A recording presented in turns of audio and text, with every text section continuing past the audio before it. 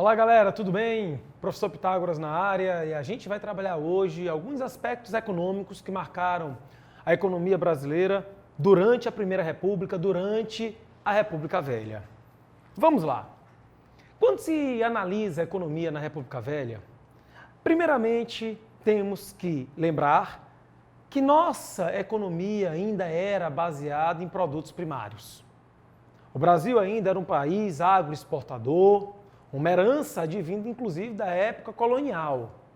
Mas apesar do Brasil ainda depender muito de produtos primários, sobretudo do café, a gente percebe que durante a República Velha cresceu em importância o setor industrial. Um elemento também que deve ser destacado não é só o crescimento industrial. A gente vai ter, caminhando lado a lado com esse processo de crescimento da indústria, o fomento da urbanização. As cidades cada vez mais vão ganhando importância.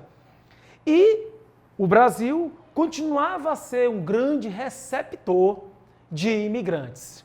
A mão de obra imigrante, que sobretudo foi alocada nas lavouras de café, e isso aconteceu desde a época do Império, o Brasil já passava a ser uma área atrativa de imigrantes europeus e depois de outras áreas do mundo, como, por exemplo, muitos imigrantes asiáticos entraram no Brasil, a exemplo dos japoneses, ali no início do século XX, mas esses imigrantes, eles também foram extremamente importantes nesse processo de crescimento industrial e nesse processo também de urbanização.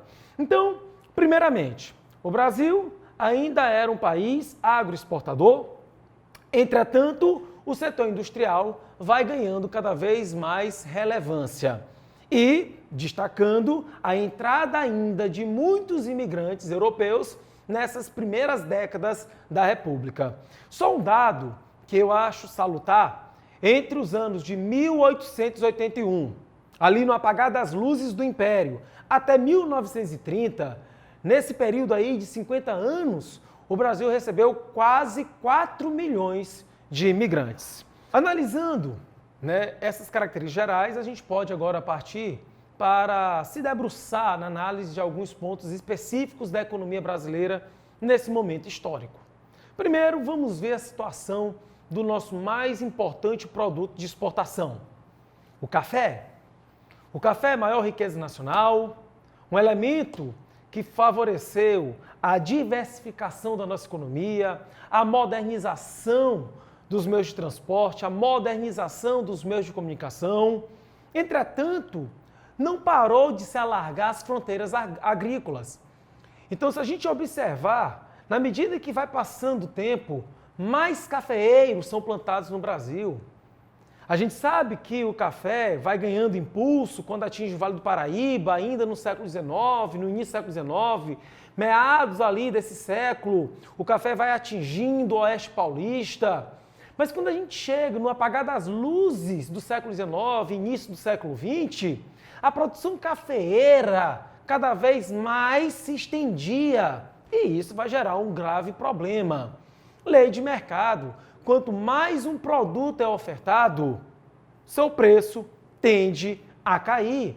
E esse dado que eu estou mostrando aí na tabela é muito interessante, porque no ano de 1893, o valor médio de uma saca exportada era pouco mais de 4 libras.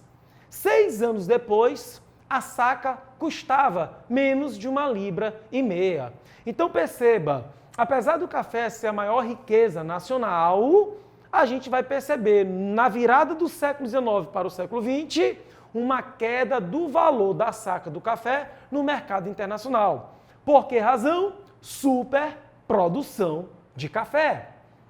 Para resolver esse problema, que problema? Ora, se a saca estava valendo menos, isso era problema para os cafeicultores, porque ia ganhar menos com as exportações, seu produto está valendo menos, mas também era um problema para o próprio Estado brasileiro, porque com as exportações, a moeda estrangeira que chegava ia para as reservas cambiais. Tá? Havia a conversão de libra, dólares em réis, os cafeicultores ganhariam em réis e essa moeda estrangeira acabaria ajudando o próprio Estado brasileiro, inclusive, a pagar suas dívidas, sobretudo a dívida externa. Então, como solucionar esse problema? Como reverter a queda dos preços? No ano de 1906, os governadores dos três maiores produtores de café do Brasil, os governadores dos estados de São Paulo, Minas Gerais e Rio de Janeiro, se encontram na cidade paulista de Taubaté e acabam firmando um acordo que entrou para a história com o nome de Convênio de Taubaté.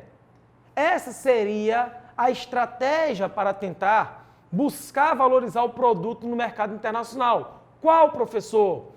O governo compraria o excedente de café para ofertar no mercado internacional uma quantidade tal que forçasse a subida dos preços. E como o Brasil, no início do século XX, respondia por aproximadamente 70% da produção mundial de café, tá? Então tinha condições de mexer nesse mercado. A ideia era retirar o excedente de café, forçar a subida do preço, era uma valorização artificial do produto no mercado internacional. Essa quantidade de café estocada seria solta no mercado nas entre-safras, quando o preço naturalmente, tinha um valor maior, e aí eles buscaram tentar minimizar os efeitos dessa superprodução. É claro que deveria haver regras para desencorajar os cafeicultores a alargarem suas produções. Mas o pior é que a gente percebeu que muito cafeicultor, em vez de tentar diminuir a produção ou não mais alargar a sua produção, muitos acabaram produzindo mais café. Por que razão, professor? Ora, vejam, porque agora nós tínhamos um comprador, nós não, eles, os cafeicultores, tinham um comprador garantido. Quem era o comprador? O Estado. Na época que foi firmado o Convênio de Taubaté, o presidente do Brasil era Rodrigues Alves. Mesmo sendo cafeicultor, Rodrigues Alves ele não apoiou esse convênio. Porém, era o último momento de seu governo. Em 1906, no mesmo ano do convênio, Rodrigues Alves deixava a presidência e assumia o poder o mineiro Afonso Pena. E com Afonso Pena é que nós teremos a primeira execução dessa política de valorização do café. Com Afonso Pena, o governo federal passa a ser o fiador dos empréstimos para a compra e estocagem de café. O problema, meus jovens, é que para incentivar as exportações, houve uma intervenção no câmbio. A moeda nacional foi desvalorizada em relação à moeda estrangeira. Porque quando a moeda nacional é desvalorizada em relação à moeda estrangeira, isso estimula as exportações. Mas, claro, que isso gera internamente um processo inflacionário. E quem é que paga por esse processo? O conjunto da sociedade. Além disso, é bom destacarmos que muito café também se estragou. Houve custos para alugar galpões e estocar esse excedente de café, custos que eram cobertos pelo Estado. Mas o Estado não representa só os cafeicultores, representa o conjunto, certo, dos cidadãos. Então, aquela velha história, para manter os lucros dos cafeicultores, os ganhos dos cafeicultores, socializava-se os prejuízos. Daí essa expressão que a gente está destacando no slide, Socialização das perdas ou dos prejuízos. Beleza? Um termo muito usual para fazer alusão justamente aos encargos que a sociedade como um todo teria que arcar para manter essa política de valorização. Tudo bem? Outro elemento importante que a gente tem que destacar da economia na República Velha foi a borracha. O látex, a seiva elaborada da seringueira, já era conhecida dos indígenas há muito tempo. Os portugueses, quando tiveram contato com essa substância, não viram nenhuma função ou finalidade. Mas quando no século XIX, Charles Goodyear introduz a técnica da vulcanização, dando à borracha propriedades para resistir ao calor e ao frio, a indústria começou a perceber a grande utilidade que essa matéria-prima tinha para o setor. seja na fabricação de correias, impermeabilizadores, capas de chuva, tá? Mas o momento em que a borracha vai ver o seu clímax é ali na virada do século XIX para o século XX, quando a gente tem o advento da indústria automobilística. E a borracha, como vocês podem ver nessa tabela, entre os anos de 1898 e 1910, a borracha chegou a ocupar a segunda colocação nas exportações. O café representava pouco mais de 52% das exportações e a borracha representava ali 25% das exportações. Então foi um momento, né, maravilhoso para os barões da borracha. Lembrando que esses barões da borracha, uma aristocracia que vai ter uma grande quantidade de recursos em suas mãos, foi um momento bom, mas cuidado. A exploração do látex era feita por seringueiros, muitos deles oriundos do Nordeste.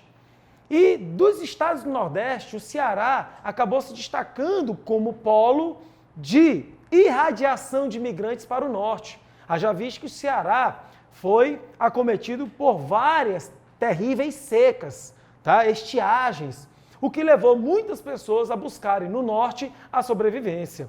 Então, se a vida dos barões era uma vida nababesca, faustuosa, luxuosa, mas para aqueles que trabalhavam na coleta do látex, nesse extrativismo vegetal, a vida era sofrida. Inclusive, a borracha acabou gerando uma grande modernização em algumas regiões da Amazônia, a destacar Belém e Manaus. Bondes elétricos, telefone, iluminação. Pessoal, uma modernidade que inclusive na tela vocês conseguem ver o Teatro do Amazonas, que fica em Manaus. Talvez seja o edifício que mais, né, nos mostra, nos revela o glamour daquele momento histórico.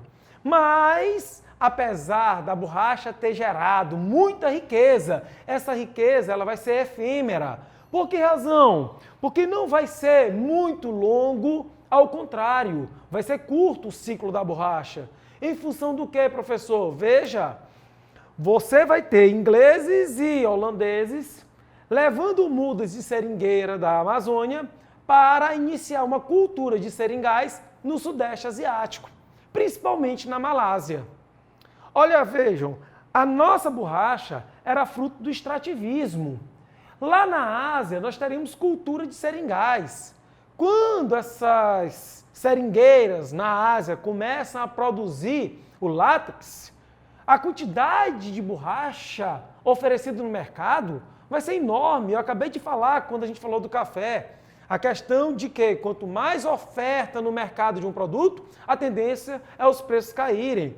E outro detalhe importante, essa borracha lá na Ásia, ela vai ser uma borracha muito mais competitiva, porque os nossos seringueiros se embrenhavam na floresta, cada vez mais se interiorizavam em busca desse látex, tornando então essa nossa borracha menos competitiva, beleza? Então vou aqui só destacar que quando a gente observa a tabela mostra ali 1924 a 29, na penúltima linha, a gente percebe que o café continuava a ser a grande vedete da nossa economia, respondia naquele período com 72,4% das exportações, e a borracha, que chegou a ser, né, o produto que ocupava mais de um quarto das exportações entre os anos de 1898 e 1910, nesse intervalo de 1924 a 1929, a borracha só representava 2,8% das exportações.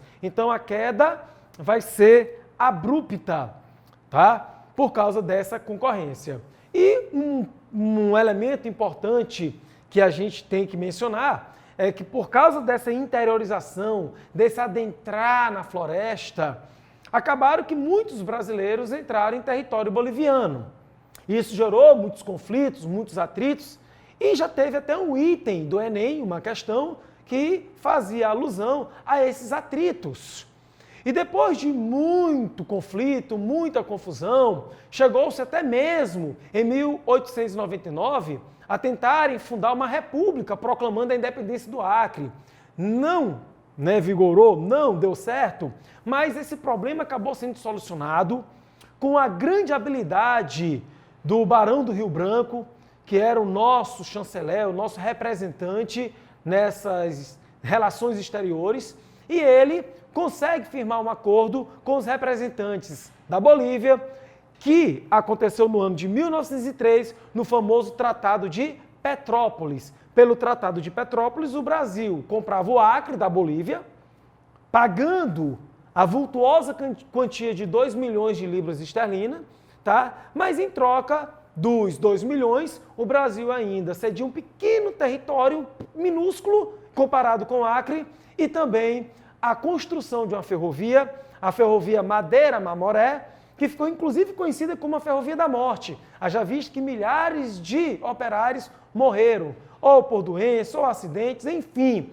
E, claro, a ideia da ferrovia era dar aos bolivianos acesso às hidrovias da bacia amazônica, para que eles pudessem exportar sua produção de látex. Beleza? E aí, a gente finaliza a nossa aula também colocando que não era só borracha e café. A gente vai ter outros produtos, mas produtos que não tinham uma grande expressividade na pauta das exportações. Couros e peles, cacau, mate, açúcar, algodão, fumo.